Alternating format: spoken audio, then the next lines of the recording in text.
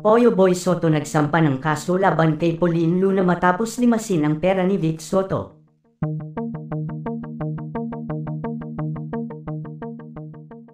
Tila nga maging ang mga anak ni Vic Soto sa mga dati niyang nakarelasyon ay nadadamay na sa isyu ng paghihiwalay nila ng asawa nitong si Pauline Luna. Dahil hindi na nga naiwasan ng mga anak ni Vic Soto ang makialam sa isyu na kinakaharap ngayon ng mag-asawa. Galit na galit nga ang mga anak ni Bossing kay Pauline Luna dahil sa ginawa nitong pagtatago sa buong katotohanan patungkol sa tunay na ama ni Tali. Buong akala nga daw nila ay totoo ang pagmamahal na ipinakita ni Pauline sa kanilang amang si Vic Soto.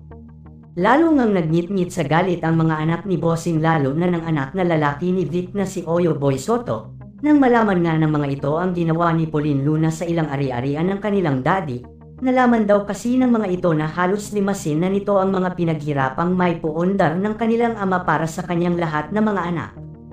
Maging ang pera nga daw ng daddy nila ay inuunti-unti na pala daw i-transfer ni Pauline sa kanyang sariling bank account.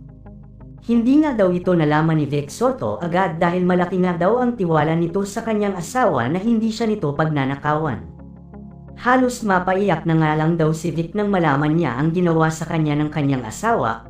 Kung hindi pa pala daw sila naghiwalay ay hindi niya malalaman ang ginagawang ito ni Pauline sa kanyang pera at mga negosyo. Samantala dahil nga dito ay hindi na nga daw nakapagpigil pa si Oyo Boy at agad nga itong nagsampa ng kaso laban kay Pauline Luna, hindi nga daw nila mapapalampas ang ginawang ito ni Pauline sa kanilang ama. Kailangan nga daw panagutan nito ang kanyang ginawang panloloko sa daddy nila. Sa isang interview nga daw kay Oyo Boy Soto ay halos maiyak daw ito sa galit dahil na din sa awa sa nangyari sa pinaghirapan ng kanyang daddy. Alam ko po kung saan kami palaging lulugar ng mga kapatid ko pagdating kay daddy, alam ko pong mas priority na niya ang kanyang pamilya ngayon, pero dahil po sa nangyayaring ito ngayon sa daddy namin, hindi po namin siya pwedeng pabayaan lalo na sa mga panahong kailangan niya kami. Alam ko pong may pagkakamaling nagawa si daddy sa kanyang asawa, pero hindi po yun valid reason para ubusin niya ang pera ng daddy ko.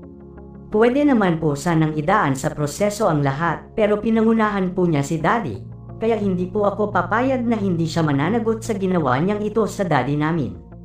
Emosyonal na pahayag ng anak ni Vic na si Oyo Boy Soto.